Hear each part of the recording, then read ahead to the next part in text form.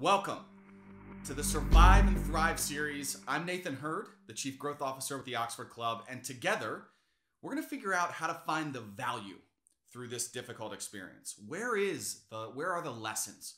Where can we make some changes and decisions to come out stronger than we went into this whole thing? And today we're going to talk about financial wealth for the second time. Last week we started. Today I'm going to give you a very different perspective on how to think about wealth creation. And it's something specific that I've learned and has been reinforced through all my interactions with the members of the Oxford Club, just like yourself, over the years that I've been here at the company. So wealth creation, wealth building is a journey. It takes tactics and systems. And you need to know exactly how to save more than you spend, for example, which means at least in some cases, holding back now for a payoff later. You also need to know how to find and evaluate good investments, right? These are tactical decisions. How to enter into and manage those investments, and how to protect the downside and lower the risk so that you can exit managing your expenses and move on to the next investment.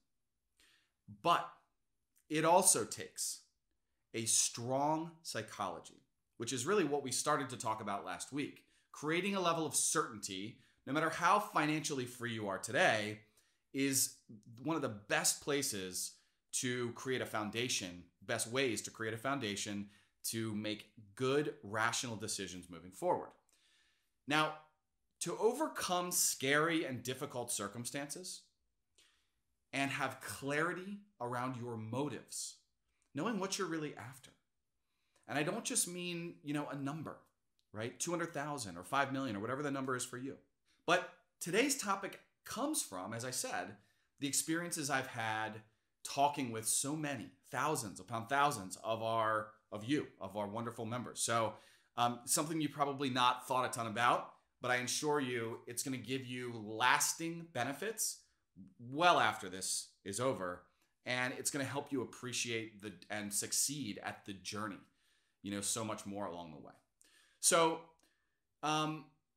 what I've found is over the years, I've had many, many discussions with, a given investor, right?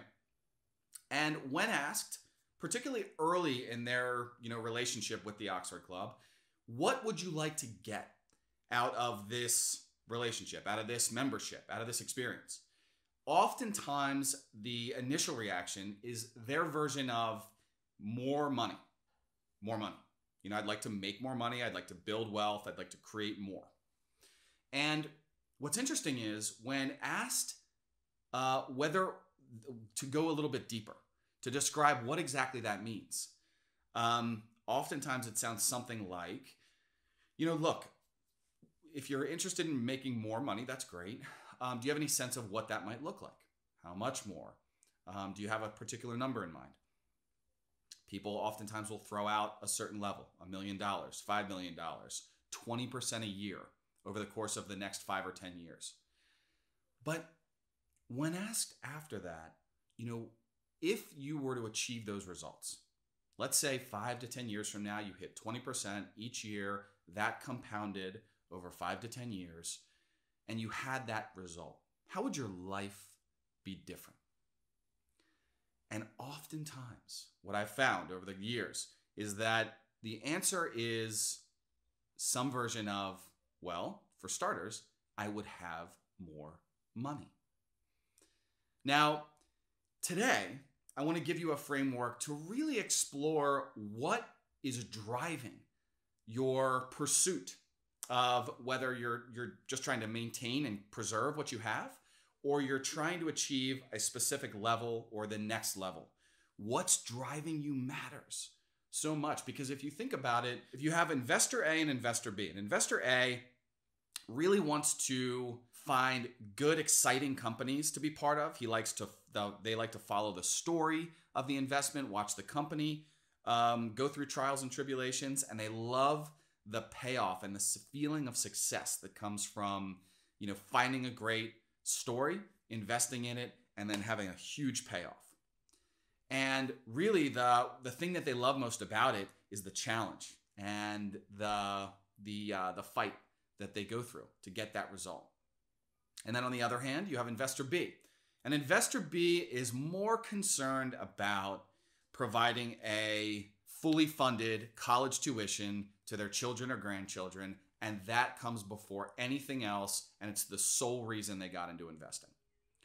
Are the decisions that are made against those investments and those portfolios going to be different?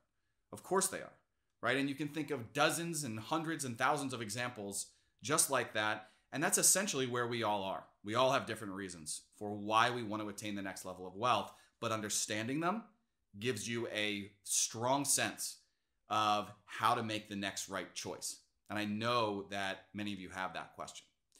So I'm going to give you some different categories of motive to think about today, okay?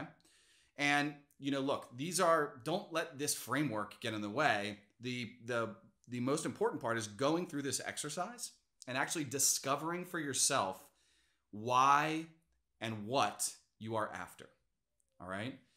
And if you've done this before, I strongly encourage you to go through it again today, because these things change all the time. At every new stage of life, these elements can change. And especially when you have this experience like we're having today, I know that many of you, because you've written to me and explained this, you're reevaluating things. You're reevaluating what matters.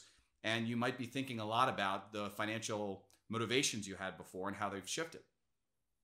So let me give you a couple things to think about. First, one of the biggest ones I think that I certainly have heard from you all quite a bit about, I think a lot about, I think we all think about, is legacy.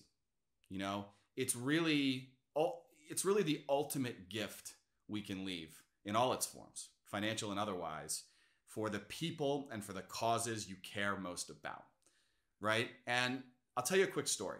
I was at a conference in New York last year, and one of our members, I was having a conversation with him out in the hall or at the cocktail reception, and he's a estate planner and a wealth manager, and he has a background in psychology.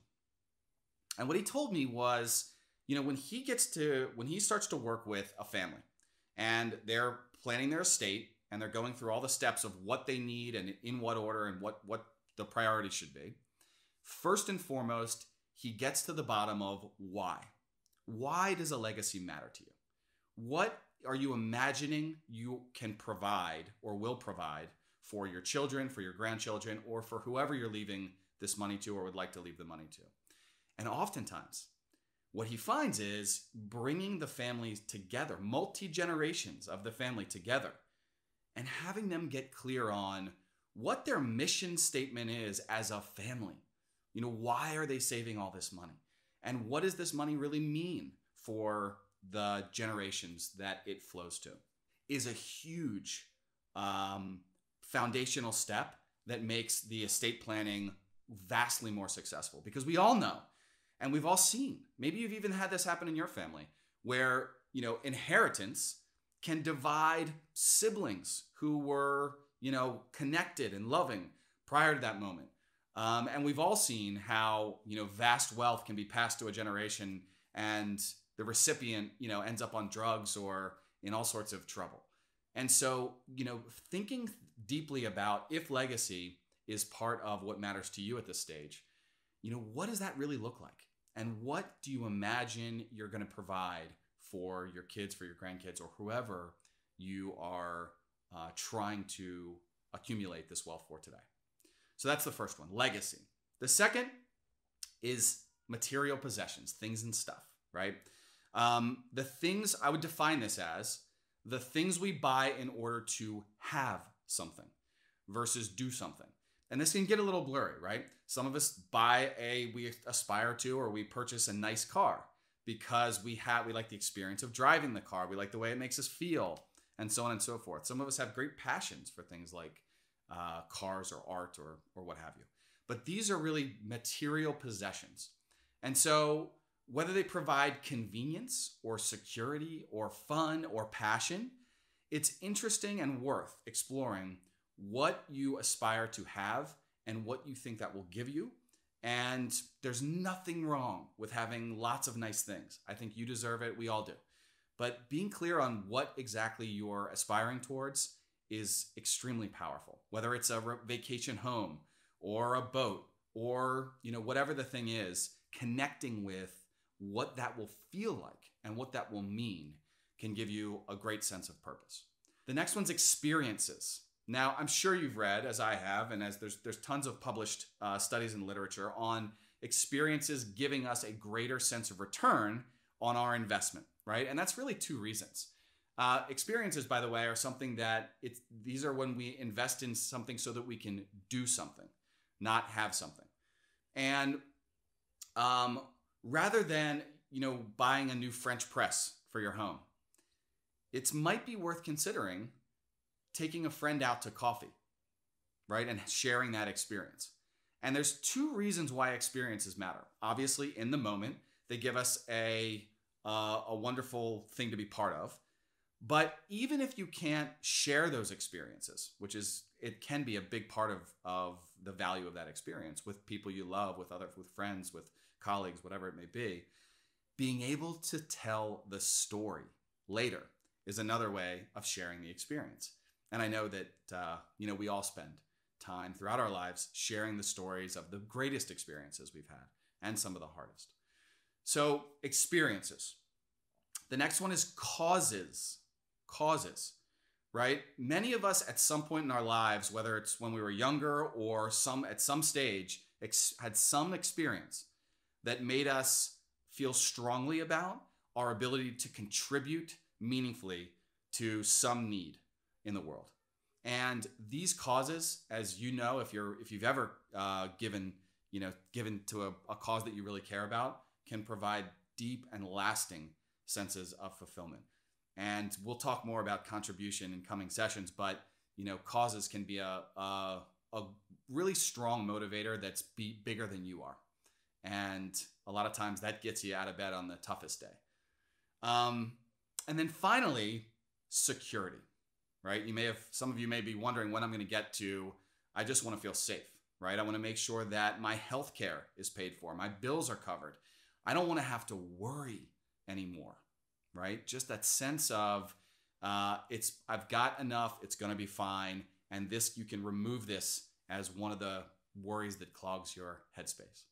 And I totally understand. I've been there myself, and so many of us go through those experiences from time to time.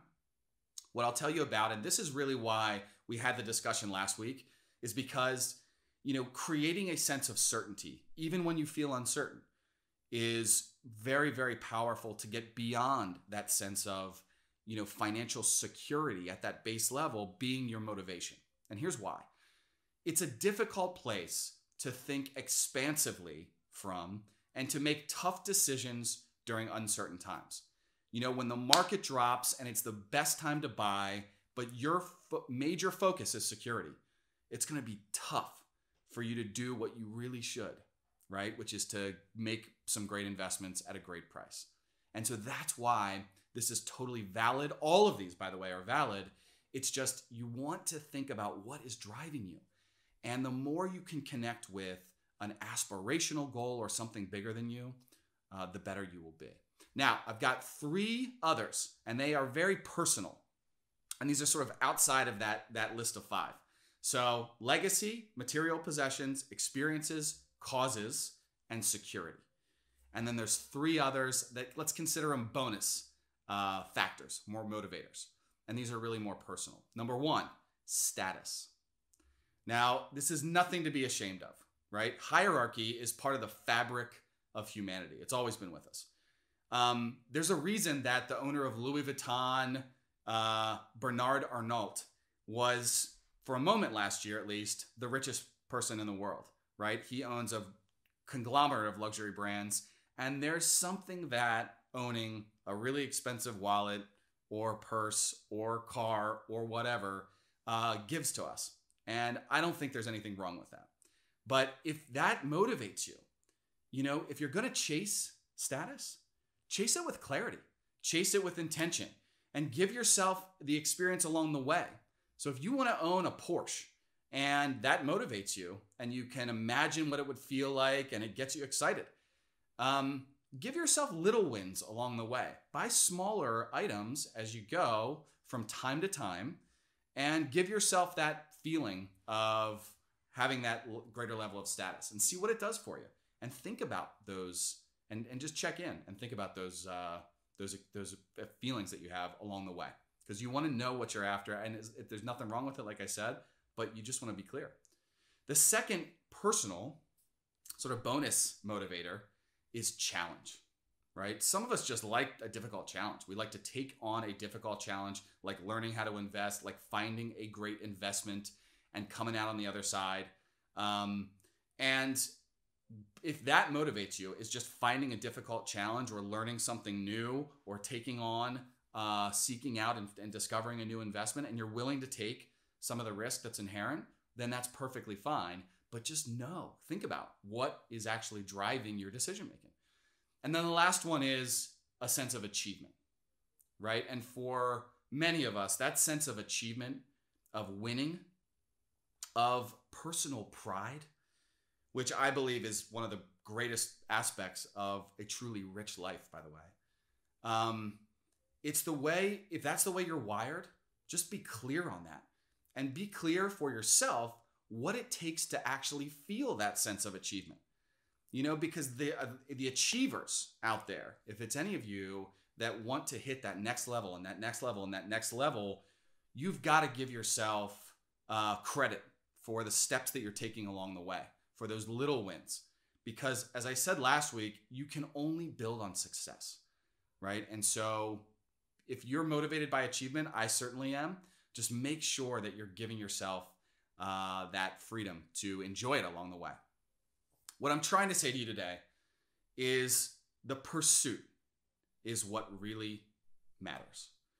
The pursuit will make much more sense if you're clear on what you're after and why it matters. So if you haven't, I encourage you to take time and just go through and get crystal clear on what you're after and why it's important. Because on those dark days, on those difficult moments, this is what'll pull you through. And just to recap, the categories I threw out there are legacy, material possessions, experiences, causes, and security. And those personals were status, challenge, and achievement. Take some time, think it through for yourself. I promise you, and I say this from an experience of talking to many thousands of our own subscribers, just like you, the clarity you have is a huge differentiator between whether you feel successful, whether you are successful, and what's going to drive the decisions you make along the way. Until next time, I hope this exercise was helpful. I promise you, if you go through it and really take the time, it will be. Please leave me a note or shoot me a quick comment. I love hearing from you. I've had some great feedback over the sessions we've done so far, and this helps to drive some of the content that comes in the future. So I look forward to next time. And until then, be relentless, and I'll talk to you soon.